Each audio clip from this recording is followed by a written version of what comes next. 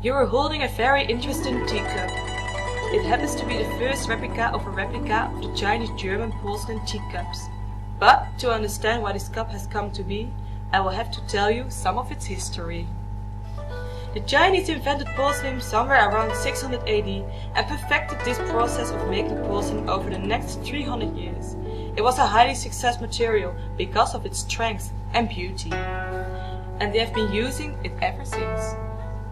In Europe, we were not aware of this high-quality material until in 1603 the Dutch admiral Jacob von Heemskerk hijacked a ship gutted with Chinese porcelain. The VOC sold the porcelain in auctions and everybody went mad for the white gold. That is when porcelain was introduced to Europe, and several years later the porcelain has been completely integrated as an extremely expensive but everyday product. Europe was not able to produce its own porcelain because the Chinese have kept the manufacturing of porcelain a secret for over 1,000 years. But at the beginning of the 18th century, the geologist Arifrai W. Schirmhaus and chemist Butler succeeded in making the first replicas of the Chinese porcelain. This was a great success, and to scale up the manufacturing and to guard the secret of the making of porcelain, the first factories migrated to a well-protected area in Germany.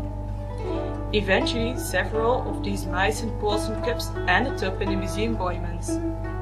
The foundation of our project was one of these original German replicas. The Museum Boymans has very kindly given us the opportunity to scan these cups in a CT scanner.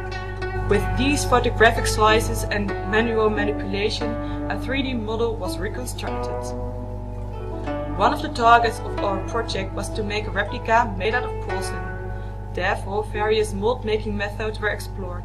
We owe a lot of gratitude to the European Ceramic Work Center at Zerdogenbos, for it has been the perfect host of these experiments. One way to make a mold is to mill the shape of the cup out of a gypsum block. Another method is to use a 3D printed version of the cup. This way the 3D print is the positive shape of the negative mold. A two-piece mold was made because of the way the cup is curved and because the porcelain shrinks when it hardens. With a one-part mold, the cup probably would not have been separable. After the cups were baked, we could see the result. The quality varies on different cups. Normally the first few tryouts are thrown away, but we have kept them to test our different methods of applying images. The images on the cups are subtracted parts of the original painting. The applying of these images are done with different techniques: silkscreen printing and glass painting.